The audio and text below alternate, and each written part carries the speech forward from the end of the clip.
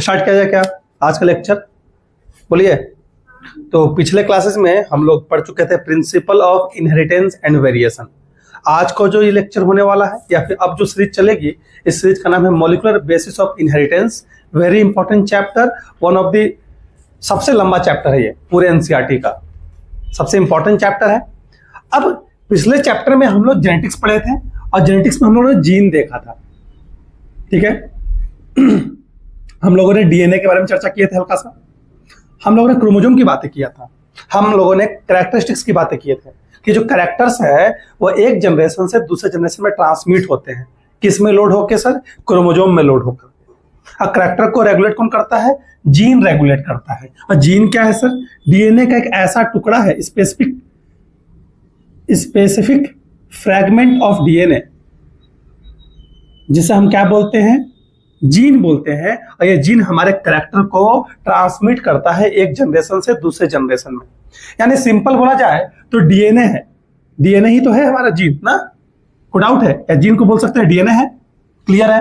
और ये डीएनए क्या हो रहा है? एक जनरेशन से दूसरे जनरेशन में ट्रांसमिट हो रहा है, ये पढ़े थे।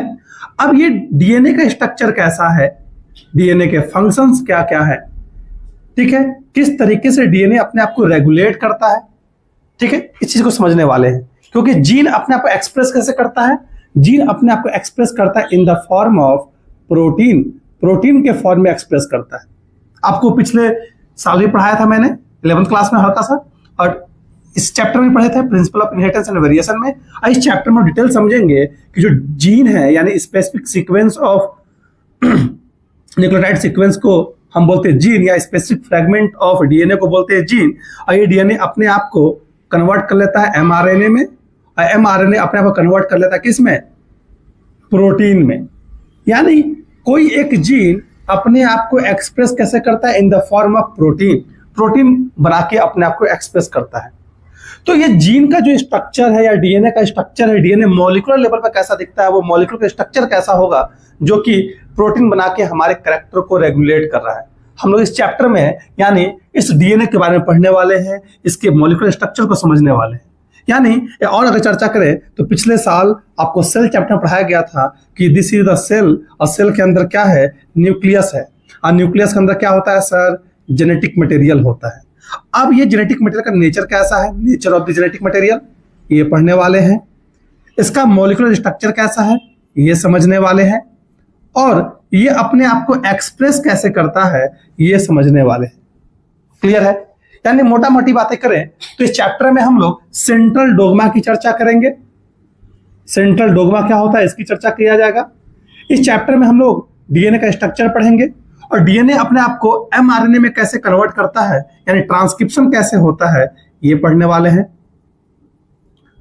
हम लोग ये देखेंगे कि एमआरएनए अपने आप को प्रोटीन कैसे बनाता है, यानी हम लोग ट्रांसलेशन को पढ़ने वाले हैं।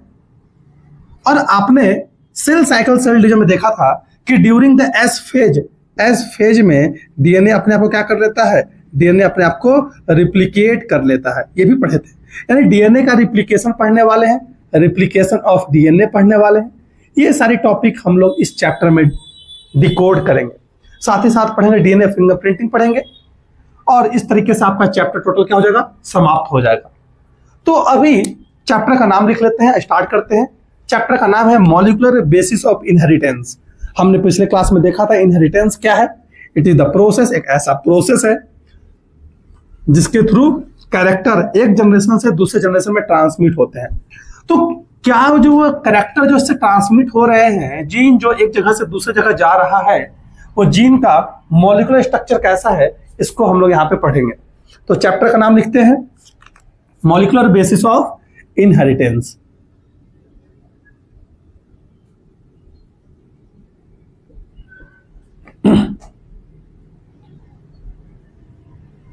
इनहेरिटेंस, इनहेरिटेंस का जो बेसिस है उसका मॉलिक्यूलर स्ट्रक्चर कैसा है, हम लोग ये पढ़ने वाले हैं इस चैप्टर में, ठीक है।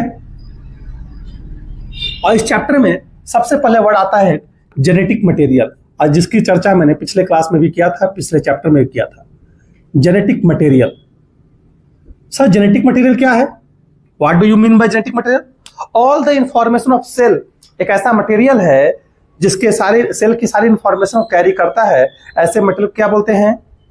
Genetic material. द मटेरियल लिख सकते हैं, द मटेरियल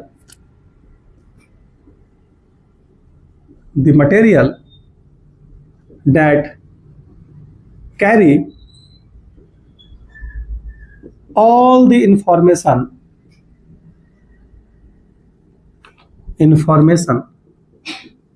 of cell, ठीक है, ऐसे मटेरियल को हम क्या बोलेंगे? जेनेटिक मटेरियल बोलेंगे। क्लियर है? अब कहानी सुनिएगा, ये आगे पढ़ना है कहानी। जो जेनेटिक मटेरियल है इसे हम न्यूक्लिक एसिड भी बोलते हैं। It is also known as nucleic acid. तो जेनेटिक मटेरियल को हम क्या बोल सकते हैं?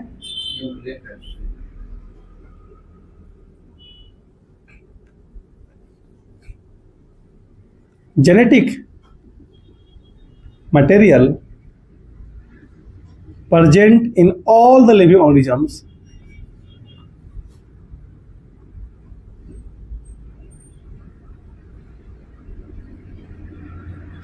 is nucleic acid। जितने भी लिविंग ऑर्गेनिजम्स है उसके अंदर जो जेनेटिक मटेरियल है उसका नाम क्या है? न्यूक्लिक एसिड नाम है। अब सुनो, न्यूक्लिक एसिड नाम कैसे पड़ा? आइए इसकी चर्चा करते हैं। मैं इसको आगे पढ़ाना है इसलिए मैं यहाँ पे बस पिक्चराइज करूंगा, नाम बताऊंगा, आगे बढ़ जाएंगे। ये दिस इज द सेल, एक सेल है। इस सेल का नाम है पस सेल। एक साइंटिस्ट का नाम है फ्रेडरिक मिक्सचर। फ्रेडरिक मिक्सचर ने क्या देखा कि वो डॉक्टर थे, फिजिशियन थे, उन्होंने देखा कि एक पेशेंट के हाथों पे पस का सेल जमा हुआ है, पस है। उस पस सेल को उन्होंने स्टडी किया। स्टडी करके ये देखा कि सेल है और सेल के अंदर न्यूक्लियस है और न्यूक्लियस के अंदर कुछ मटेरियल है। This is the genetic material. इस मटेरियल को उन्होंने क्या नाम दे दिया? न्यूक्लिन नाम दे दिया। क्या नाम दिया? न्यूक्लिन। डिटेल में पढ़ना इस पे। फर्दर कुछ समय बाद एक दूसरे साइंटिस्ट आए जिनका नाम था अल्टमान। अल्टमान ने इस न्यूक्लिक को स्टडी किया, यानी न्यूक्लिन को स्टडी किया, और न्यूक्लिन को स्टडी करके इसका नाम इन्होंने कन्वर्ट कर दिया nucleic acid. Sir nucleic acid क्यों लिखा? क्योंकि अल्टमान ने जब न्यूक्लिन को स्टडी किया तो उनको ये समझ में आया this nuclein is acidic in nature. जो न्यूक्लिन है वह कैसा नेचर का है? एसिडिक नेचर का है, इसलिए इसका नाम पड़ गया न्यूक्लिक एसिड। क्लियर है? मैंने क्या बोला कि एक साइंटिस्ट थे जिन्होंने पस सेल को स्टडी किया। पस सेल को स्टडी करके बोला कि पस सेल के अंदर न्यूक्लियस है, न्यूक्लियस के अंदर एक स्ट्रक्चर है, वो स्ट्रक्चर जो कि जेनेटिक मटेरियल को कैरी कर रहा है न्यूक्लियस के अंदर है, इसलिए उस तरह के स्ट्रक्चर का नाम पड़ गया न्यूक्लिन। आगे पढ़ाया जाएगा, क्लियर है डिटेल में। अब फर्दर एक साइंटिस्ट आए बाद में, उन्होंने इस न्यूक्लिन पर और स्टडी किया और बताया जो ये न्यूक्लिन है उसका नेचर कैसा है? एसिडिक नेचर का है, इसलिए उसका नाम क्या पड़ गया? Nucleic acid. क्लियर है? और न्यूक्लिक एसिड जितने भी लिविंग बींग्स है हमारे धरती पे प्रेजेंट, सब के अंदर जेनेटिक मटेरियल क्या है? न्यूक्लिक एसिड है। अब ये न्यूक्लिक एसिड को, जो ये न्यूक्लिक एसिड है, या तो ये न्यूक्लिक एसिड ये हो सकता है, या तो ये हो सकता है डीएनए, या तो हो सकता है आरएनए। ये जो न्यूक्लिक एसिड है या तो डीएनए हो सकता है, डीऑक्सीराइबो न्यूक्लिक एसिड नाम आ रहा है, या तो इसको बोला जा सकता है आरएनए, राइबो न्यूक्लिक एसिड। पूजा जो तुमको मॉड्यूल जैसा लग गया क्या? वो ला देना। तो मैंने क्या, हाँ नहीं, मेरा राजन अकेडमी। तो डीएनए की बातें करेंगे, डीएनए का नाम क्या है? Deoxy ribo nucleic acid. और आरएनए को क्या बोल सकते हैं? Ribo nucleic acid. मैंने क्या बोला कि जितने भी लिविंग बींग्स है उनके अंदर जो जेनेटिक मटेरियल है उसका नाम क्या है? न्यूक्लिक एसिड है। अब ये न्यूक्लिक एसिड या तो डीऑक्सीराइबो हो सकता है या फिर राइबो न्यूक्लिक एसिड हो सकता है। और जितने भी ऑर्गेनिजम्स है, मोस्ट ऑफ द ऑर्गेनिजम्स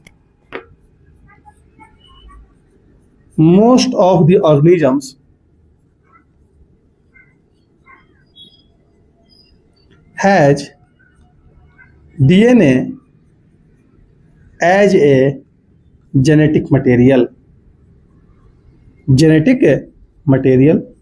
जितनी भी ऑर्गेनिजम्स हैं धरती पे, मैक्सिमम के पास क्या है, डीएनए है एज ए जेनेटिक मटेरियल। लेकिन फ्यू ऐसे ऑर्गेनिजम्स हैं,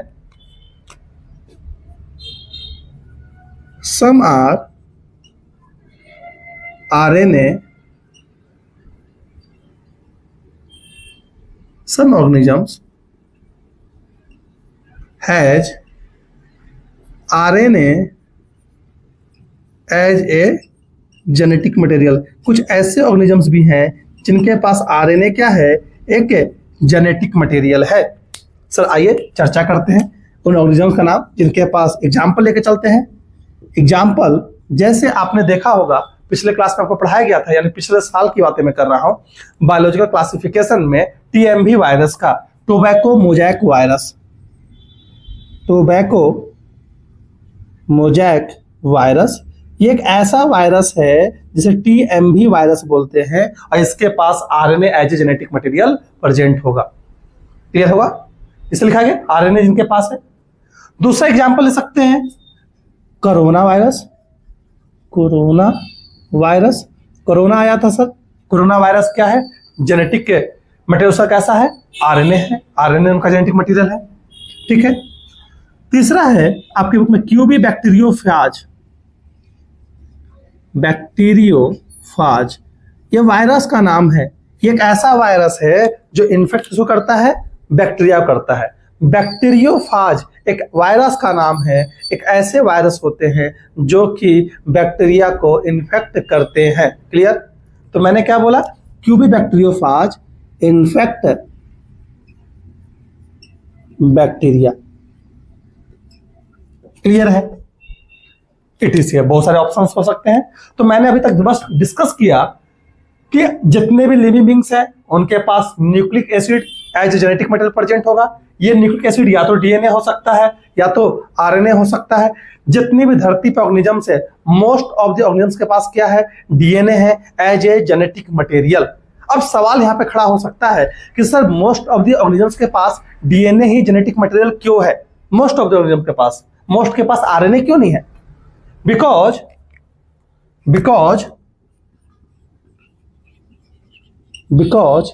DNA is more stable than RNA। DNA क्या है, RNA से बहुत ज्यादा स्टेबल है, इसलिए DNA ही क्या है, जेनेटिक मटेरियल है मोस्ट ऑफ द ऑर्गेनिज्म में। अब सवाल है कि सर स्टेबल होने से क्या हो गया? स्टेबल होने से क्या होगा कि जो ऑर्गेनिज्म ज्यादा स्टेबल रहेगा उसके पास इंफॉर्मेशन गैदर रहेंगे उतनी ज्यादा, मतलब इंफॉर्मेशन को अच्छे से कैरी करेगा। स्टेबल है तो रिएक्शन उसमें कम होंगे, रिएक्टिविटी कम होंगी, म्यूटेशन के चांसेस कम रहेंगे। म्यूटेशन के चांसेस कम रहेंगे तो ऑर्गेनिजम्स स्लोली अपने आप को क्या कर सकता है, चेंज कर सकता है। अगर ज्यादा म्यूटेशन रहेगा तो रात को मैं सोऊंगा अभिजीत बन के, सुबह जगूंगा मछली बन के। क्यों हो गया सर ऐसा म्यूटेशन की वजह से हो रहा है। तो ये कहानी है, डीएनए मोर स्टेबल है, DNA is more stable genetic material because ये स्लोली रिएक्ट करता है, स्लोली म्यूटेट होता है। क्लियर है? ये कहानी है। फोटो लीजिए।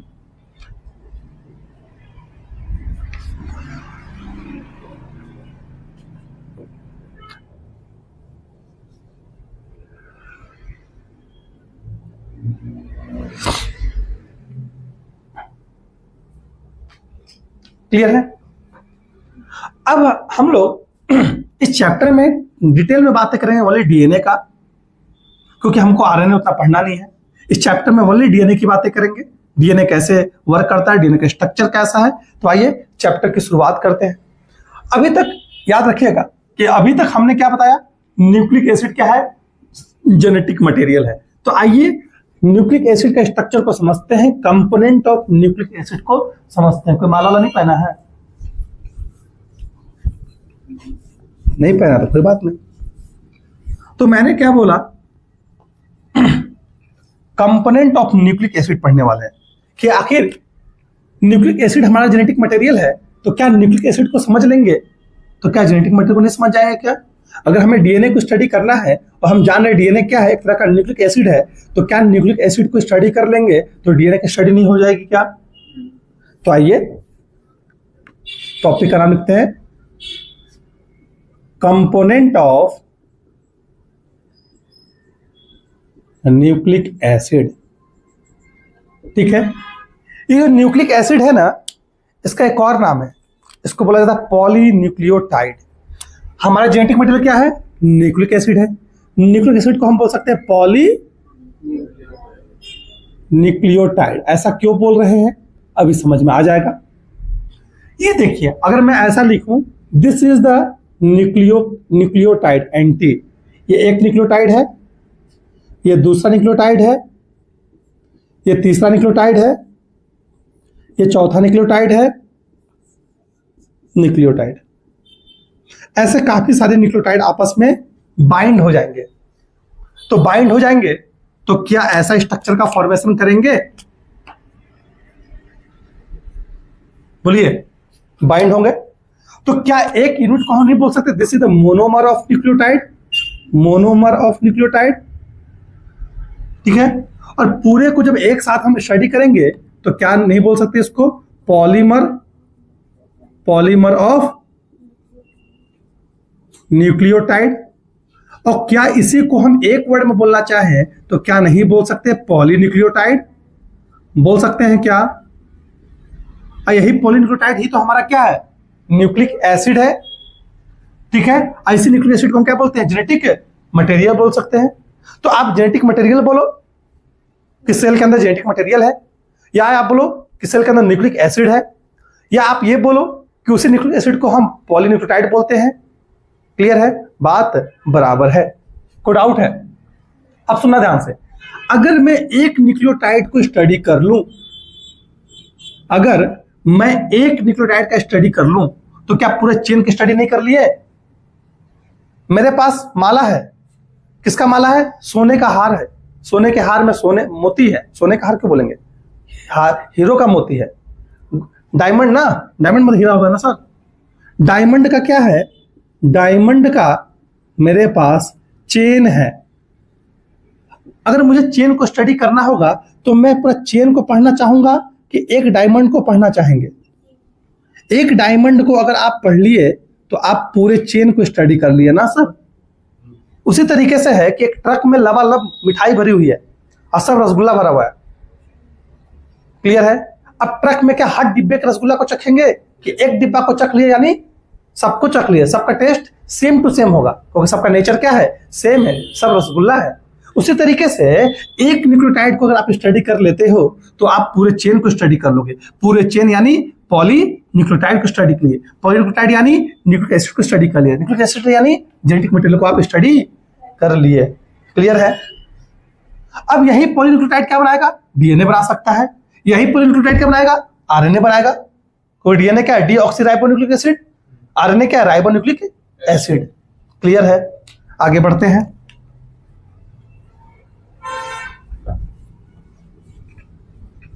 तो हम लोग अब स्टडी करने वाले हैं पॉलीन्यूक्लियोटाइड क्या है?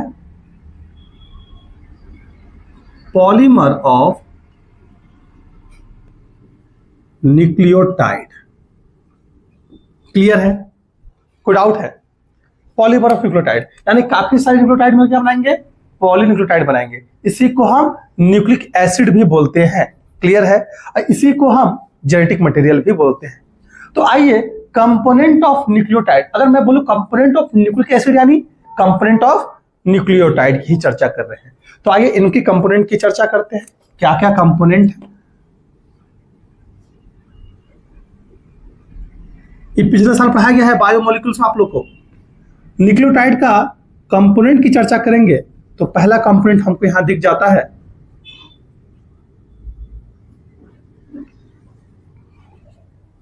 पहला कंपोनेंट की अगर चर्चा करें तो पहला कंपोनेंट का नाम है nitrogenous base.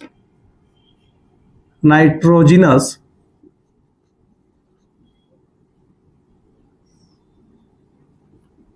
Bases. Nitrogenous bases को हम क्या बोलते हैं? क्या है? एक कंपोनेंट है किसका? न्यूक्लियोटाइड का। अब नाइट्रोजनस बेस क्या है सर? दिस इज द, इसको ऐसे भी लिखा जा सकता है, इसको हम लिखते हैं एन बेस, नाइट्रोजनस बेस। अब जो ये नाइट्रोजनस बेस है, this is the heterocyclic compound. कैसा कंपाउंड है? This is the heterocyclic organic compound. अब सवाल आ गया, ऑर्गेनिक कंपाउंड क्या है सर? आइए चर्चा कर लेते हैं। मैं बहुत आराम से पढ़ा रहा हूं। हेट्रोसाइक्लिक ऑर्गेनिक कंपाउंड, हेट्रोसाइक्लिक का मतलब क्या है, पहले ये चर्चा कर लेंगे। अच्छा, हेट्रोसाइक्लिक पढ़ने से पहले हम लोग सबसे पहले समझते हैं ऑर्गेनिक कंपाउंड। ऑर्गेनिक कंपाउंड क्या होते हैं?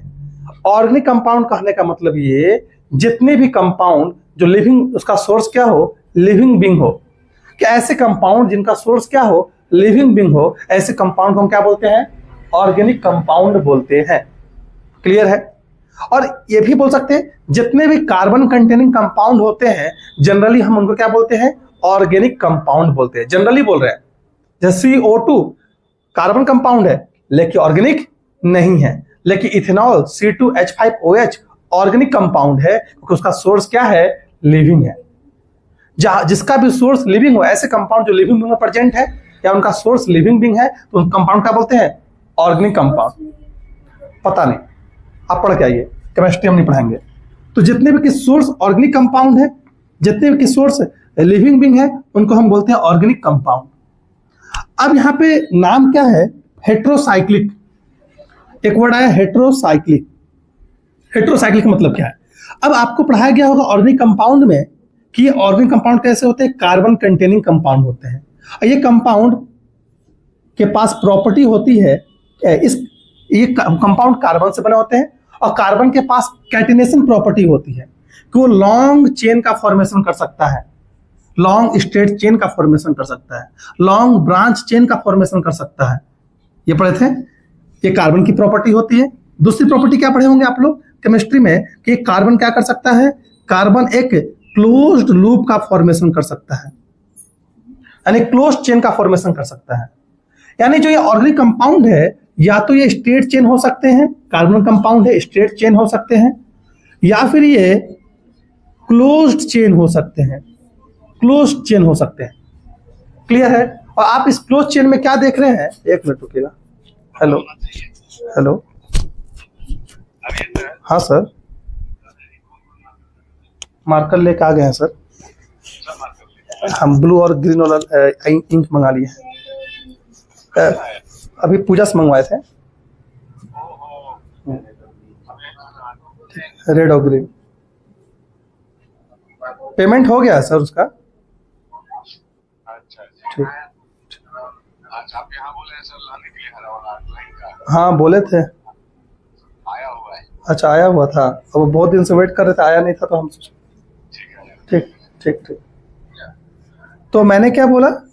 मैंने ये बोला कि क्लोज चेन, तो आप देख रहे हैं यहाँ पे कार्बन का क्लोज चेन बन रहा है। ठीक है, कार्बन का क्लोज चेन है, यहाँ पे कार्बन, यहाँ पे कार्बन, यहाँ पे कार्बन, यहाँ पे carbon, carbon carbon carbon carbon carbon, और कार्बन एक क्लोज लूप का फॉर्मेशन कर रहा है, क्लोज चेन का फॉर्मेशन कर रहा है। इस तरह के कंपाउंड को होमोपॉलीमर बोलते हैं। होमोपॉलीमर या होमोसाइक्लिक बोलते हैं। क्यों बोल रहे हैं होमोसाइक्लिक? क्योंकि यहाँ पे सभी एटम क्या है? कार्बन है। कार्बन एक क्लोज चेन का फॉर्मेशन कर रहा है। होमो मतलब सेम और साइक्लिक मतलब क्लोज लूप। और हेट्रोसाइक्लिक कहने का मतलब क्या है? कार्बन के अलावा और भी वहां पे क्या है? कंपोनेंट प्रेजेंट है। जैसे मैं यहां पे N लिख दूं तो this is the heterocyclic compound. Clear है? तो आपको इतना केमिस्ट्री मुझे पढ़ाने की आवश्यकता नहीं थी, इसका कोई आवश्यकता नहीं है, कोई बताने की आवश्यकता नहीं थी, लेकिन मैं फिर भी बता रहा हूं। इतना आप लोग केमिस्ट्री में पढ़े होंगे, इतना हम नहीं पढ़ाएंगे डिटेल में उधर जाके। हेट्रोसाइक्लिक कंपाउंड, तो चैप्टर नहीं खत्म होगा।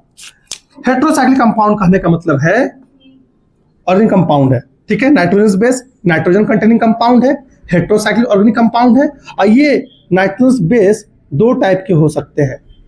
एक हो सकते हैं प्यूरिन, एक हो सकते हैं पैरामिडीन। क्लियर है? अगर प्यूरिन का स्ट्रक्चर देखेंगे तो प्यूरिन क्या है? 9 मेंबर रिंग लाइक स्ट्रक्चर है। 9 मेंबर हेट्रोसाइक्लिक रिंग स्ट्रक्चर। अब पैरामिडिन की चर्चा करेंगे तो pyrimidine 6 member heterocyclic ring structure. क्या बोलती पब्लिक? मैंने बोला प्यूरिन क्या है? 9 member heterocyclic ring like structure है, और पैरामिडिन क्या है? 6 member cyclic ring like structure है। आइए स्ट्रक्चर को बना लेते हैं पहले। ये देखिए,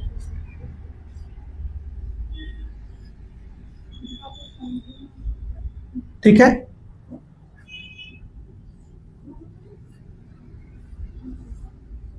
ये आप देख रहे हैं, this is the structure. 9 member है। अगर मेंबर में काउंट करूं तो देखिए, this is the first member, first, second, third, fourth, fifth, six, seventh, eighth and 9th member. ये 9 मेंबर रिंग लाइक स्ट्रक्चर है। और इस 9 मेंबर में आप देखेंगे, this is heterocyclic compound, this is nitrogen containing heterocyclic compound, यानी इस component, इस मेंबर में, 9 मेंबर में नाइट्रोजन भी प्रेजेंट होगा। और प्यूरिन में नाइट्रोजन कहां कहां प्रेजेंट होता है? पहले पोजीशन पे, तीसरे पोजीशन पे, 7वें पोजीशन पे और 9th पोजीशन पे क्या प्रेजेंट होगा? नाइट्रोजन प्रेजेंट होगा। मैं लिख देता हूं nitrogen, nitrogen, nitrogen and nitrogen, पहले, तीसरे, 7वें और 9वें पे। इसका ट्रिक है, ट्रिक कैसे याद रखेंगे? जितने भी ऑड प्लेस है, जितने भी ऑड प्लेस है 5 को छोड़ के, उन सभी पे क्या प्रेजेंट होगा? नाइट्रोजन प्रेजेंट होगा। तो लिख सकते हैं कि यहां लिख सकता हूं इस तरह से, nitrogen present at first, third and 7th and 9th position of ring. Clear है? यहां क्या प्रेजेंट होगा? नाइट्रोजन प्रेजेंट होगा। This is the basic structure of purine. और प्यूरिन में 2 टाइप के नाइट्रोजन कंपाउंड आते हैं, जिसका पहला का नाम है एडेनिन और दूसरा का नाम है गुआनिन। एडेनिन को ए से रिप्रेजेंट किया जाता है, गुआनिन को जी से रिप्रेजेंट किया जाता है। क्लियर है? बोलिए मैडम, बोलिए उधर सर। पैरामिडिन की चर्चा करेंगे तो पैरामिडिन कैसा है? 6 मेंबर रिंग लाइक स्ट्रक्चर है। तो आइए बनाते हैं।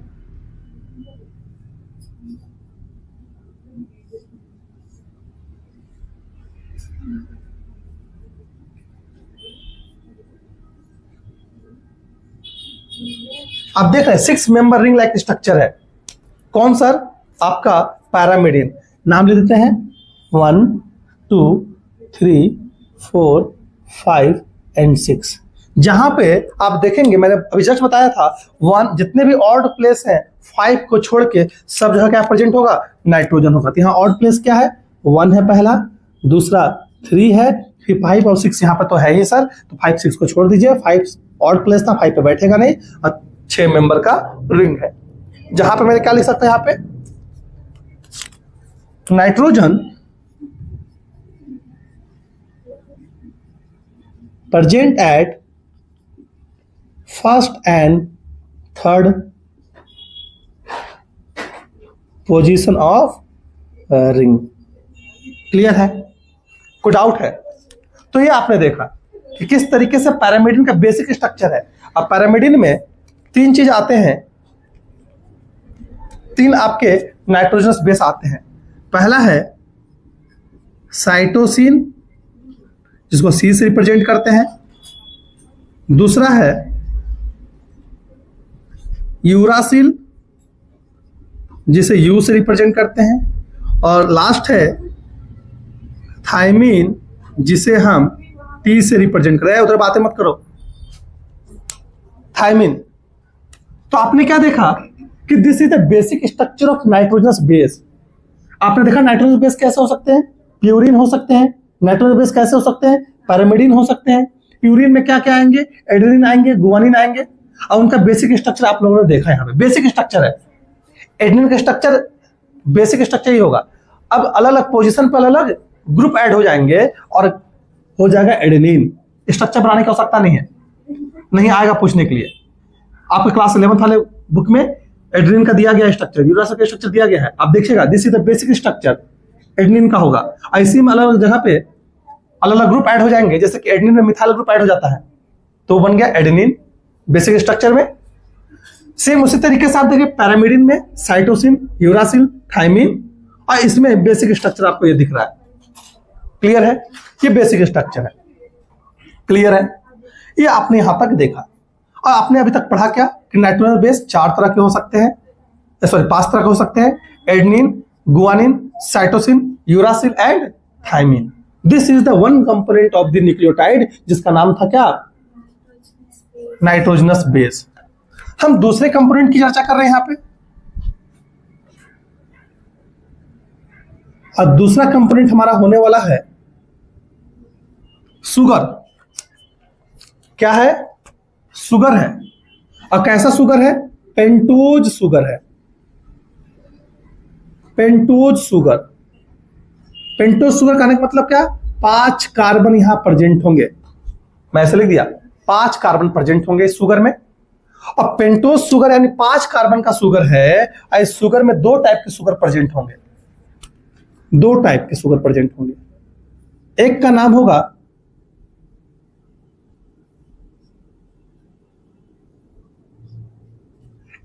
होगा राइबोज सुगर और एक का नाम होगा डीऑक्सी राइबोज सुगर। राइबोज जो सुगर है वो 5 कार्बन का सुगर है, मैं नाम दे देता हूं यहां पे राइबोज सुगर। और एक का नाम है डीऑक्सी राइबोज सुगर। सुगर होता है, हम सुगर ही बोलते हैं, जिसको जो समझना समझ सकता है। तो ये आपने देखा कि 5 कार्बन का है जिसका नाम है राइबोज सुगर, और दूसरा है डीऑक्सी राइबोज सुगर। 5 कार्बन का दोनों होता है। आइए बेसिक स्ट्रक्चर को समझते हैं, किस तरीके से इनका बेसिक स्ट्रक्चर है। आइए, अब मैं यहां रेड से बनाया हूं किसको सर? नाइट्रोजनस बेस को। तो मैं यहां ग्रीन से बना देता हूं राइबोज सुगर को। तो 5 कार्बन का देखिएगा,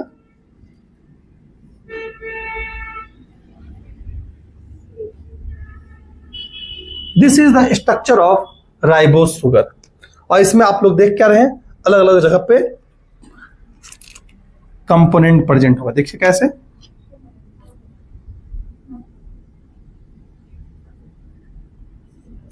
OH, H, OH, H, OH, H, H, CH2, OH। तुम लोग बात मत करो, हमको डिस्टर्ब हो रहा है, मैं दिमाग खराब है, पिटा जाओगी इधर। अब आप देख रहे हैं क्या, हम आप कंपोनेंट गिनवाते हैं। देखिए कैसे 5 कार्बन है। ये देखिए, पहला कार्बन, दूसरा कार्बन, तीसरा कार्बन, चौथा कार्बन, और ये 5वां कार्बन। सभी कार्बन को नेमिंग कर देते हैं। तो यहां पे मैं मेंबर को लिखा था 1 2 3 4 करके। यहां पे जो मेंबर है उनको लिख सकते हैं 1 प्राइम, 2 प्राइम, 3 प्राइम, ऐसे। क्यों लिख रहे हैं सर 1 प्राइम? वो या फिर क्यों लिखेंगे 1 2 3 क्यों नहीं लिख रहे हैं? पिछले साल मेरे एक वीडियो में एक लोग कमेंट किया था कि सर 1 प्राइम 2 प्राइम क्यों लिखते हैं सेम चैप्टर में, कि 1 प्राइम 2 प्राइम क्यों लिखते हैं? तो 1 प्राइम आप इसको भी चाहोगे तो 1 लिख सकते हो, 1 2 3। ये बॉन्डिंग अभी दिखाएंगे तो कंफ्यूज ना हो कि 1 से 1 में बॉन्डिंग हो रही है। दिखे वहां पे कि 1 प्राइम से 1 में हो रही है, या फिर 1 से 1 प्राइम में हो रहा है। बॉन्डिंग दिखाएंगे तो आपको वहां पे समझ में आएगा। तो इसका नाम क्या लिख सकते हैं? ये 1 प्राइम कार्बन है, ये 2 प्राइम कार्बन है, ये 3 प्राइम कार्बन है, ये 4 प्राइम कार्बन है, आइए 5 प्राइम कार्बन है। This is ribose sugar. Clear है? अब डीऑक्सी राइबोज को देखेंगे तो डी मतलब क्या होता है सर? डी मतलब क्या होता है? डी मतलब क्या होता है? डी मतलब होता है डिलीट। यहां डी मतलब क्या है? डिलीट। यहां डी का मतलब है डिलीट। ऑक्सी मतलब क्या है? ऑक्सीजन। और राइबोज मतलब क्या बनाया था स्ट्रक्चर राइबोज शुगर। तो राइबोज शुगर में से ऑक्सीजन को क्या कर दिए हैं, डिलीट कर दिए हैं। क्लियर है? कहां से डिलीट कर रहे हैं? फ्रॉम द 3 प्राइम कार्बन से। 3 प्राइम कार्बन से हाइड्रोक्सिल ग्रुप को रिमूव कर देंगे तो बन जाएगा क्या सर? Deoxy ribose sugar. आइए स्ट्रक्चर बना के देखते हैं पहले। बन जाएगा इतना में। हाँ,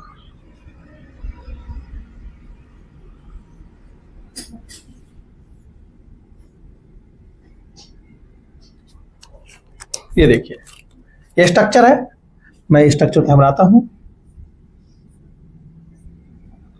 ये OH H OH H, यहां देखिए H H, यहां H, यहां CH2 OH। आप यहां देखेंगे तो this is the first prime carbon, this is second prime carbon, third prime carbon, fourth prime carbon, ये फिफ्थ प्राइम कार्बन। आप यहां देख रहे हैं। स्ट्रक्चर लिख लेते हैं सर इसका।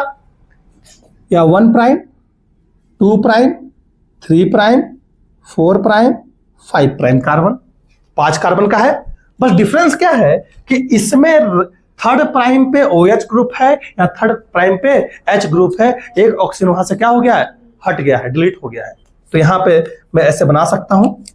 तो इसमें हो क्या रहा है, राइबोज से डीऑक्सीराइबोज क्या है, रिमूवल ऑफ, लिख सकते हैं यहां पे क्या हो रहा है, removal of OH group from third prime carbon. OH group हट गया है। ये आप सिंपली याद करने के लिए क्या कर सकते हैं, O हट गया है, ठीक है। और ऐड क्या हो जा रहा है, OH ग्रुप हटने के बाद ऐड हो रहा है N instead of OH only H group present.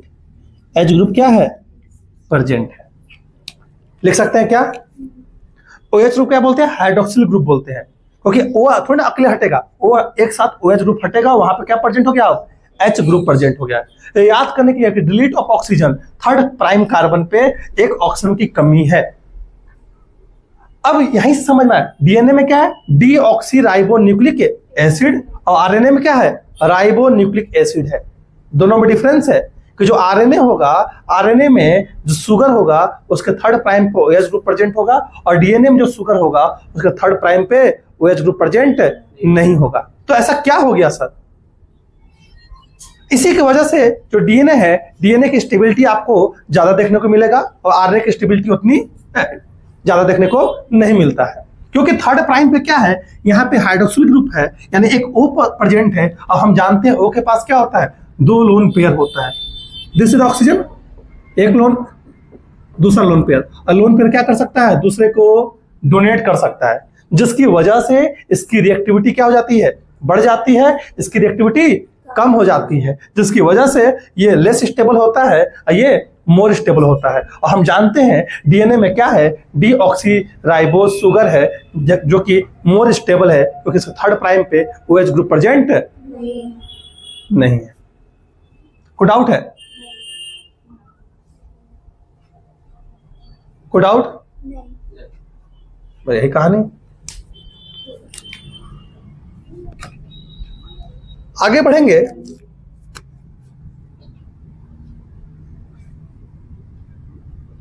तीसरे कंपोनेंट की बातें करते हैं, और तीसरा कंपोनेंट क्या है आपका, फॉस्फोरिक एसिड।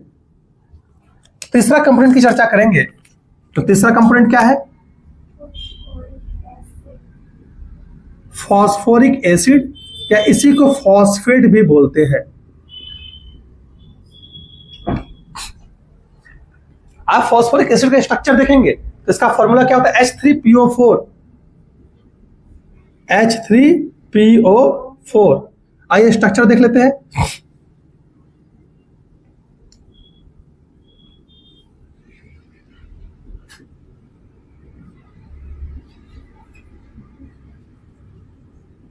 देख रहे ना, this is structure of phosphoric acid, H3PO4। अब होता क्या है कि जब बॉन्डिंग होता है तो ये H यहां से रिमूव हो जाएंगे, और रिमूव होने पे क्या होगा, यहां से एक एच हटेगा सर, देखिए यहां से एक एच हटा, यहां से एक एच हटा, और ये बन क्या गया, ये बन गया फॉस्फेट। देखिए फॉस्फेट कैसे बनेगा,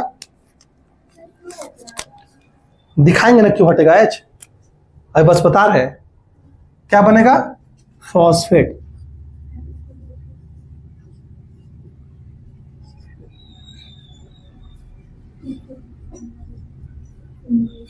देख रहे हैं, यहां से एक हटेगा प्रोटॉन, यहां से हटा, यहां से हटा, तो यहां पे माइनस चार्ज, तो दिस इज द फॉस्फेट। इसको ऐसे भी लिख सकते हैं PO4 3 माइनस। क्या बोलती पब्लिक, समझ में आ रही है बातें? तो ये आप देख रहे हैं फॉस्फेट, ये फॉस्फेट का स्ट्रक्चर है। फोटो लीजिए।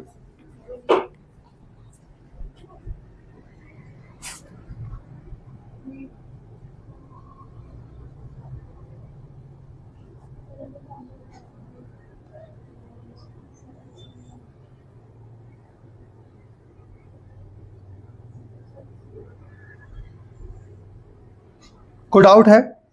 तो ये आप लोगों ने अभी तक देखा क्या, कंपोनेंट ऑफ न्यूक्लियोटाइड। न्यूक्लियोटाइड के कंपोनेंट को आप लोगों ने देखा कि 1, 2 एंड 3, इन 3 कंपोनेंट आपने देखा न्यूक्लियोटाइड का, कि नाइट्रोजन बेस कैसा दिख रहा है, प्यूरिन दिख रहा है, पैरामिडिन दिख रहा है, क्या क्या है, एडेनिन है, गुआनिन है, साइटोसिन है, यूरासिल और थाइमिन है। एडेनिन गुआनिन क्या है, प्यूरिन है, पैरामिडिन क्या है, साइटोसिन, यूरासिल और थाइमिन है।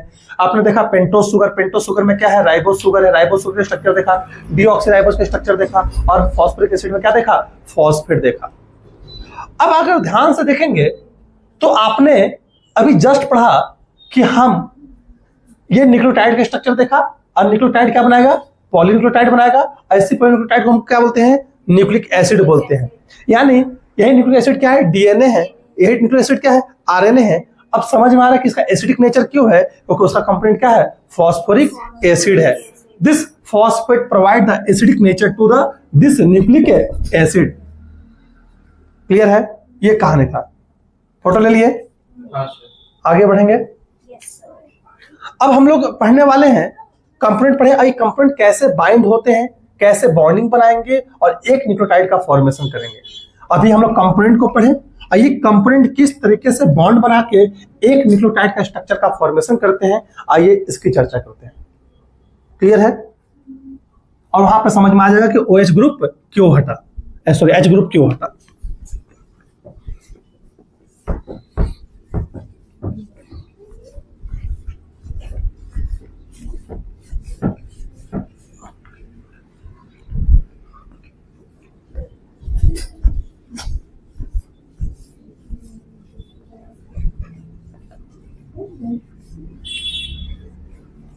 अब आइए डिटेल में चर्चा करते हैं फिर से,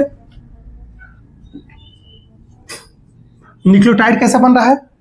तो एक बातें हम लोग यहां पे ऊपर लिख लेते हैं, एक बात का लिखना इंपॉर्टेंट नोट है, नोट पॉइंट है।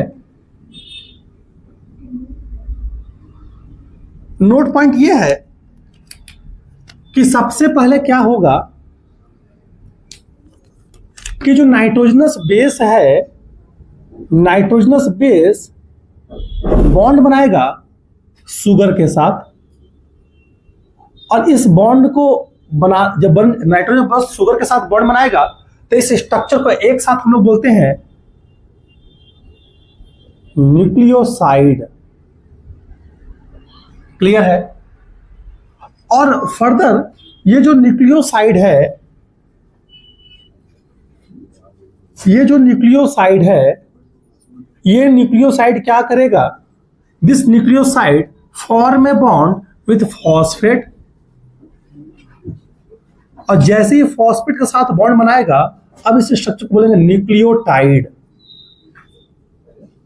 क्या बोलेंगे, न्यूक्लियोटाइड बोलेंगे। तो मैंने क्या बोला कि बॉन्डिंग कैसे होगा, जो आपको यहां पे नाइट्रोजनस बेस पढ़ाया गया था वो शुगर के साथ, यहां जो शुगर बनाया था शुगर के साथ बॉन्ड बनाएगा, अब उसी एक स्ट्रक्चर को एक साथ क्या बोलेंगे, न्यूक्लियोसाइड बोलेंगे।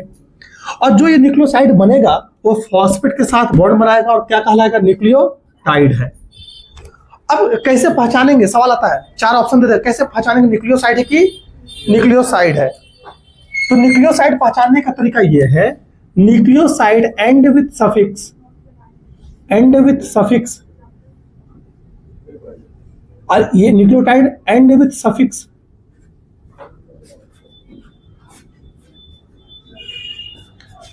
ये सफिक्स से एंड करेगा, इसका सफिक्स का क्या होगा? आइन होगा। ये किससे होगा? इक या फिर एट से होगा सफिक्स। ठीक है, इसका सफिक्स क्या होगा? इन होगा। इसका सफिक्स क्या होगा? इक होगा या तो एट होगा। इक और एट अलग अलग पीएच पे हो रहा है, अलग अलग पीएच पे इसका नाम है इक और एट। क्लियर? जैसे हम एक एग्जांपल लेके चलते हैं कि जैसे एडेनिन, देखना ध्यान से, एग्जांपल लेके चल रहे हैं, ये तो पढ़ाई दिए, इधर कैसे बताएंगे? एग्जांपल लेके चल रहे हैं सर, लिख लेते हैं। चलिए एग्जांपल ले लेते हैं, जब बना ही रहे हैं तो एग्जांपल ले लेते हैं। एग्जांपल लेके चलते हैं कि जैसे एक नाइट्रोजनस बेस की चर्चा करते हैं जिसका नाम है एडेनिन। एडेनिन बॉन्ड बना रहा है किसके साथ? राइबोस शुगर के साथ। तो ये क्या बनेगा? एक न्यूक्लियोसाइड का फॉर्मेशन करेगा। इस न्यूक्लियोसाइड का नाम क्या होगा? एडिनोसाइन। एडिनोसाइन, देख रहे हैं ना, आई एन ई लग गया ना सफिक्स, एडिनोसाइन। अब ये एडिनोसाइन क्या करेगा? दिस एडिनोसाइन बॉन्ड बनाएगा किसके साथ? फॉस्फेट के साथ, PO4 3-। और अब इस स्ट्रक्चर को हम बोलेंगे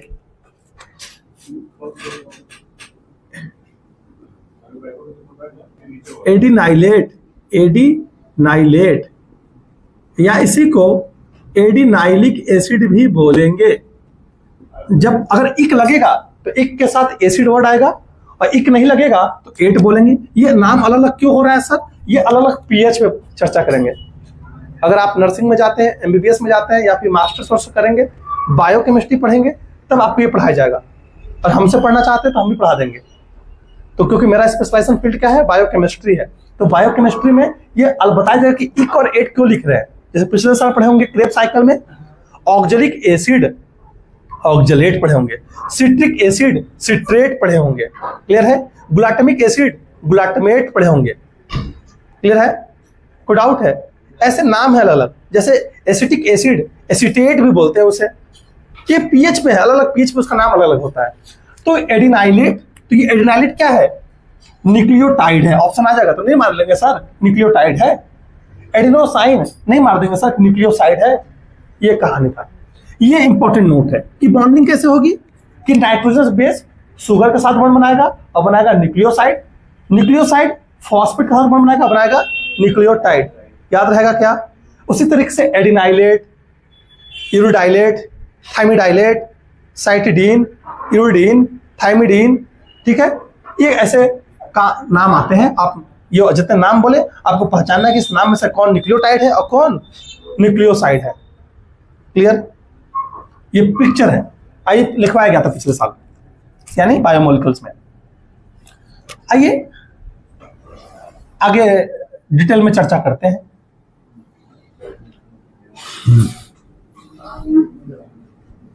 आइए, टाइम तो नहीं है कि टाइम को निकाल लिया जाएगा। तो अगर मैं यहां स्ट्रक्चर बनाऊं, मैं सबसे पहले स्ट्रक्चर किसका बनाऊंगा? शुगर का। देखिए ग्रीन कलर से बनाया गया था, तो ये दिस इज द शुगर। आइए बैठिए उधर।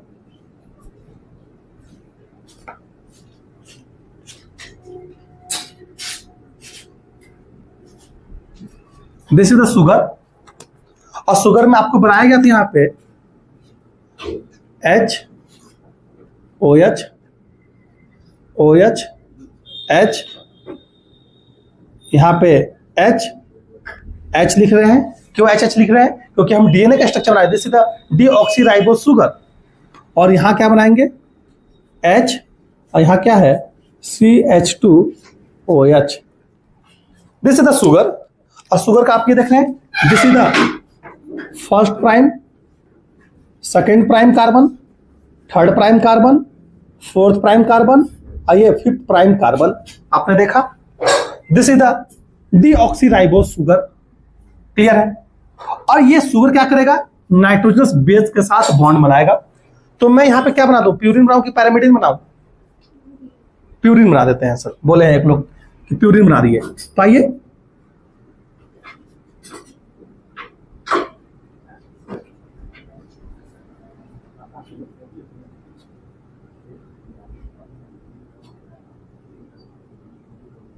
Purine 9 member ring like structure है, जिसके 9th पोजीशन पे, 7th पोजीशन पे, 1st पोजीशन पे, 3rd पोजीशन पे क्या बैठा हुआ था? नाइट्रोजन बैठा हुआ था। Nitrogen, nitrogen, nitrogen, nitrogen. आइए इसके मेंबर का नाम लिख लेते हैं। 1st, 2nd, 3rd, 4th, 5th, 6th, 7th, 8th and 9th। अब सवाल ये कि नंबरिंग कैसे किए हैं? तो नंबरिंग आपको बायोमोल्स में पढ़ाया गया था कि इसमें एंड क्लॉकवाइज होगा और एक में एंटी क्लॉकवाइज होगा। ये आपको केमिस्ट्री में पढ़ाया जाएगा, मैं इसलिए यहां नहीं बता रहा हूं कुछ। क्लियर है? अब देखिए कैसे बॉन्ड बनाएगा। सर अगर आप ये स्ट्रक्चर देखोगे तो नाइट्रोजन कितने बॉन्ड बनाता है? स्ट्रक्चर को देखो, ये वाला स्ट्रक्चर को मैं यहां बना रहा हूं, देखिएगा, क्योंकि चैप्टर का पार्ट नहीं है, पूछे हैं इसलिए बता रहे हैं। ये नाइट्रोजन था, दिस इज 9th नाइट्रोजन। हम इस इतने सेक्शन को कट करके यहां उठाए, दिस इज नाइट्रोजन। अब आपको मालूम नाइट्रोजन कितने बॉन्ड बनाता है? 3 बॉन्ड बनाता है। अब ये जो नाइट्रोजन है, ये इस कार्बन के साथ बॉन्ड बनाया, एक बॉन्ड इस कार्बन के साथ बनाया, और नीचे क्या प्रेजेंट होगा? हाइड्रोजन प्रेजेंट होगा। अब इस सेक्शन को उठाओ, यहां से कट करके उठा रहे हैं, इस सेक्शन को उठाएंगे तो ये सेक्शन कैसा दिख रहा है आपको? ये सेक्शन आपको ऐसा दिख रहा है। और यहां पे क्या प्रेजेंट है? 1st प्राइम कार्बन प्रेजेंट है, इसके ऊपर क्या प्रेजेंट है? OH प्रेजेंट है, और इसके नीचे क्या प्रेजेंट है? H प्रेजेंट है। तो जो नाइट्रोजनस बेस है ना, अगर प्यूरिन है तो उसका 9th member 1st prime carbon के साथ क्या करेगा? बॉन्ड बनाएगा। अगर पैरामिडिन होगा तो उसका 6th मेंबर 1st प्राइम के साथ क्या करेगा? बॉन्ड बनाएगा। क्लियर है? 1st मेंबर 1st प्राइम के साथ बॉन्ड बनाएगा। क्लियर है? प्यूरिन में क्या होगा? अच्छा, प्यूरिन में क्या होगा? प्यूरिन ऐसा स्ट्रक्चर है, 6 मेंबर, तो उसका जो 1st नाइट्रोजन होगा, 1st मेंबर जो नाइट्रोजन है वो 1st प्राइम के साथ क्या करेगा? और पैरामिडिन में जो 9th पोजीशन पर नाइट्रोजन बैठा हुआ है वो 1st प्राइम कार्बन के साथ क्या बनाएगा? बॉन्ड बनाएगा। आइए बॉन्ड कैसे बनाएगा देखिए। तो यहां पे आप देख रहे हैं एक पैरामिडिन आया, और पैरामिडिन का जो ये H है और ये H देखिएगा ध्यान से, ये दोनों H यहां से ऐसे बॉन्ड बनेगा, और ये बॉन्ड जैसे ही बनेगा तो यहां से पानी क्या होगा? बाहर निकल जाएगा, H2O। देख रहे हैं पानी बाहर निकल रहा है ना, और जैसे पानी बाहर निकलेगा तो यहाँ पे देखिए बॉन्ड कैसा दिखाई देगा। ये OH यहां से गायब हुआ, वहां से H गायब हुआ, और यहां बन जाएगा देखिए एक बॉन्ड।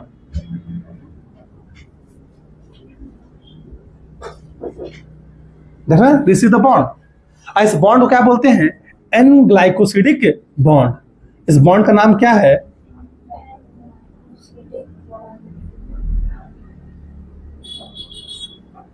N glycosidic bond. हुआ क्या सर? यहां से पानी क्या हो गया? निकल गया। मैं दिखा दे, दिस पानी बाहर निकल रहा है। एन ग्लाइकोसिडिक बॉन्ड क्यों बोल रहे हैं?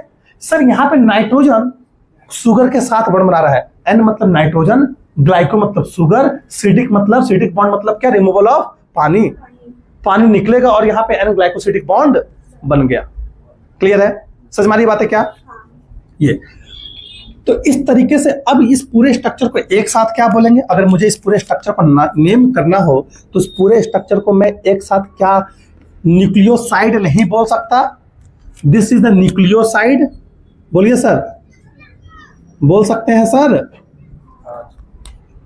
और ये 5th प्राइम कार्बन है, इस 5th प्राइम कार्बन के पास क्या आएगा? फॉस्फेट आएगा।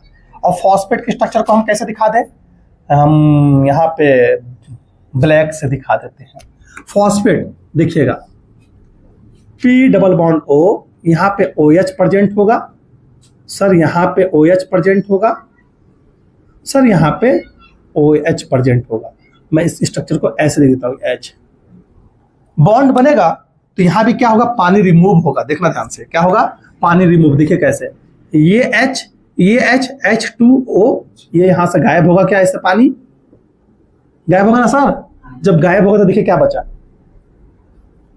गायब हुआ तो यही ना बचा, ये बॉन्ड बना लेगा। अब समय क्यों H हटा वहां से फॉस्फेट में से? नहीं समझ में आया तो मत समझिए, सिंपल सा स्ट्रक्चर है। यहाँ P double bond O H present था, यहाँ पे ओ एच प्रेजेंट है, यहाँ पे ओ एच प्रेजेंट है। ये एच यहाँ पे ओ एच जो प्रेजेंट था, इस ओ एच के साथ क्या बनाएगा, पानी बना, पानी निकल गया यहाँ से, तो बचा क्या यहाँ पे, बचा बस यहाँ पे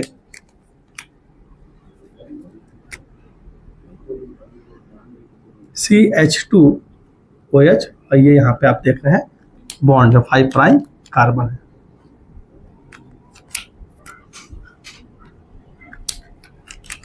ये 4 प्राइम कार्बन, ये 5 प्राइम कार्बन, और यहाँ पे बॉन्ड बन गया। क्लियर है? फॉस्फेट आ रहा है तो ये H यहाँ से गायब, ये H यहाँ से गायब, खत्म। तो ये माइनस चार्ज, ये माइनस चार्ज। क्लियर है? अब पूरे स्ट्रक्चर को अब क्या देख रहे हैं, ये न्यूक्लियोसाइड फॉस्फेट के साथ बॉन्ड बनाता क्या बनेगा अब, तो क्या मैं यहां से लेके यहां तक स्ट्रक्चर को न्यूक्लियोसाइड न्यूक्लियोटाइड नहीं बोल सकता क्या? मैं इसे बोल सकता हूं न्यूक्लियोटाइड। और अगर मैं इसको ऐसे भी तो बोल सकता हूं क्या, न्यूक्लियोसाइड के साथ फॉस्फेट ऐड हुआ है तो क्या बोल सकते हैं न्यूक्लियोसाइड मोनोफॉस्फेट। टाइम से नहीं आएगा अगले दिन से तो फिर मैं क्लास स्टार्ट करूंगा, मैं अकेले पढ़ा के चल जाऊंगा। क्लाइंट बता रहे हैं मुझे सिलेबस खत्म करना है, आप लोग नहीं आइएगा, हम पढ़ा के निकल जाएंगे। रिकॉर्डिंग देख लीजिएगा। तो क्या देखें, न्यूक्लियोसाइड मोनोफॉस्फेट बोल सकते हैं क्या, न्यूक्लियोसाइड के साथ एक फॉस्फेट ऐड हुआ है, और मैं यहां पे अगर एक और फॉस्फेट ऐड कर दूं यहां पे इस तरीके से, ये देखिए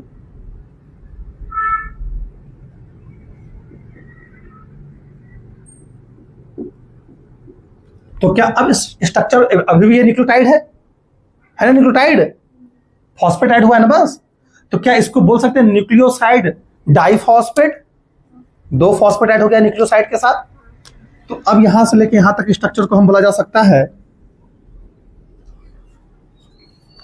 न्यूक्लियोसाइड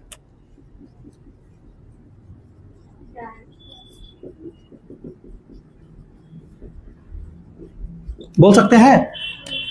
और अगर मैं यहां पे एक और फॉस्फेट ऐड कर दूं, 3 फॉस्फेट ऐड हो सकता है,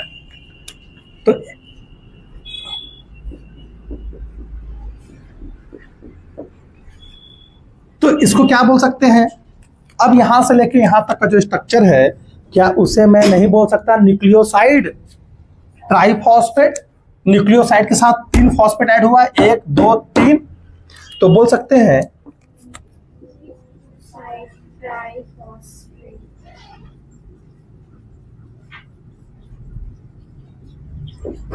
क्या, कोई डाउट है? तो इस तरीके से आप देख रहे हैं यहां पे एक, अगर मैं इसको बोल देता हूं एग्जांपल, लिखिए एडेनिन है, तो क्या ये एडिनोसाइन ट्राइफॉस्फेट नहीं बन गया?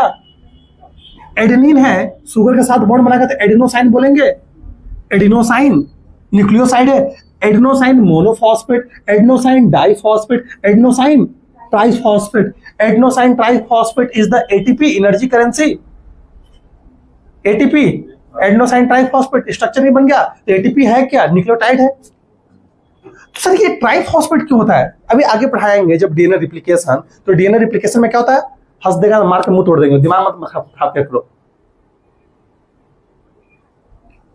एकदम क्लास में बैठे और डिसिप्लिन में बैठिए। हाँ सर, बस तुरंत छोड़ दे रहे हैं सर, टाइमिंग हो गया इन लोग का। तो एटीपी देख रहे हैं, एडिनोसाइन ट्राइफॉस्फेट एनर्जी करेंसी है, एटीपी। क्लियर है? अब एटीपी में आप क्या देख रहे हैं, इस पर डिटेल में चर्चा करेंगे कल के क्लासेस में। ये जो यहां बॉन्ड बन रहा है, इस बॉन्ड को बोलते, मैं अलग कलर्स लिखता हूं, ये जो बॉन्ड बन रहा है इस बॉन्ड को बोलते हैं ईस्टर बॉन्ड। अब सवाल है ईस्टर बॉन्ड क्यों बोलते हैं, तो आपको केमिस्ट्री में पढ़ाया जाएगा, जब भी OH ग्रुप के साथ कोई एसिड आके अटैच्ड होता है, यानी जब भी कोई एसिड अल्कोहलिक ग्रुप के साथ ऐड होता है तो वो ईस्टर का फॉर्मेशन करता है, ये पढ़ाया गया होगा सर। तो ये ईस्टर बॉन्ड है, और यहाँ पे जो ये बॉन्ड है, ये जो बॉन्ड है या फिर ये जो बॉन्ड है, इन दोनों बॉन्ड को बोलते हैं anhydrous bond, anhydrous bond. Anhydrous bond को हम दूसरे नाम देंगे एनर्जी करेंसी बॉन्ड, या इसे एनर्जी बॉन्ड भी बोलते हैं। जब डीएनए रिप्लिकेशन होगा तो यहां से बॉन्ड टूटेगा, यहां से बॉन्ड टूटेगा और एनर्जी सप्लाई करेगा डीएनए रिप्लिकेशन के दौरान। ठीक है, कोई डाउट है? अब जब डीएनए रिप्लिकेशन आएगा तो फिर ये चर्चा करेंगे और बातें करेंगे। एग्जाम्पल के साथ इसको समझते हुए आगे बढ़ते हैं। देखिएगा, जो मैं पढ़ाया था इसी का एग्जाम्पल है। आपके पास एडेनिन था, एडेनिन क्या किया, शुगर के साथ बॉन्ड बनाया और बन गया एडिनोसाइन। तो देखना ध्यान से, मैं इसी को लिख सकता हूं, एडिनोसाइन के साथ एक फॉस्फेट आया, ऐसे लिख सकते हैं ना शॉर्ट में रिवीजन करने के लिए। तो adenosine monophosphate, adenosine diphosphate, adenosine triphosphate. इसी को तो हम एटीपी बोलते हैं सर, एटीपी। एटीपी किस में टूट जाता है? एडीपी में टूटेगा प्लस एक इनऑर्गेनिक फॉस्फेट। देखिए तोड़ के दिखाते हैं आपको। तोड़ेगा तो कैसे बनेगा सर? यहां बनेगा एडिनोसाइन प्लस एक फॉस्फेट बनेगा, प्लस एक फॉस्फेट और बनेगा। क्या बन गया? ADP, adenosine diphosphate. Reversible reaction है, रिवर्स कर सकते हैं। एडिनोसाइन डाइफॉस्फेट क्या होगा सर? देखना, एडिनोसाइन जो डाइफॉस्फेट है ये टूट जाएगा एडिनोसाइन मोनोफॉस्फेट में।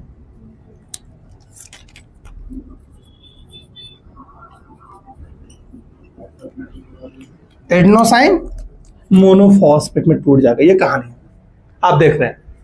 तो मैं ये स्ट्रक्चर दिखा रहा हूं, यहां पे लिख सकते हैं कि एडीपी टूट सकता है एएमपी प्लस इनऑर्गेनिक फॉस्फेट में। अब कोई बच्चा बोलेगा सर एएमपी नहीं टूट सकता है क्या? ये भी तो टूट सकता है, एक टूटेगा नहीं। क्यों? क्योंकि इसको तोड़ने में जितनी एनर्जी लगानी पड़ेगी उतनी एनर्जी तोड़ने से मिलेगी नहीं। यही एनर्जी करेंसी है। जब बॉन्ड टूटता है तो एनर्जी मिलती है। यहां से बॉन्ड टूटेगा तो एनर्जी मिलेगा, यहां से बॉन्ड टूटेगा तो एनर्जी मिलेगा। लेकिन एएमपी फर्दर टूटता नहीं है क्योंकि इसके तोड़ने में जितनी एनर्जी देंगे उतना एनर्जी रिलीज नहीं होगा। क्योंकि जब बॉन्ड टूटता है तो एनर्जी देना पड़ता है और जब बॉन्ड टूटेगा तो एनर्जी रिलीज भी करता है। अब समझ में आ रहा है पर ये स्ट्रक्चर क्या? बोलिए, ये कहानी है। ये कहानी आपने ये देखा किस तरीके से न्यूक्लियोसाइड और न्यूक्लियोटाइड बन रहे हैं। तो आपकी सेवा शायद यहीं तक समाप्त। अगले क्लास में हम लोग पॉलीन्यूक्लियोटाइड बनाकर देखेंगे। हालांकि इसी क्लास में हो जाता, लेकिन आप लोग देर से आए इसलिए ऐसा हो रहा है। तो अगर ऐड हो जाएगा तो बन जाएगा एक पॉलीन्यूक्लियोटाइड। जैसे एक न्यूक्लियोटाइड, दूसरा न्यूक्लियोटाइड, तीसरा न्यूक्लियोटाइड, चौथा न्यूक्लियोटाइड, ऐसे काफी सारे न्यूक्लियोटाइड आपस में बॉन्ड बनाएंगे और बन जाएंगे पॉलीन्यूक्लियोटाइड। ठीक है, ये कहानी है। सेवा समाप्त। टाइम से अगले दिन में।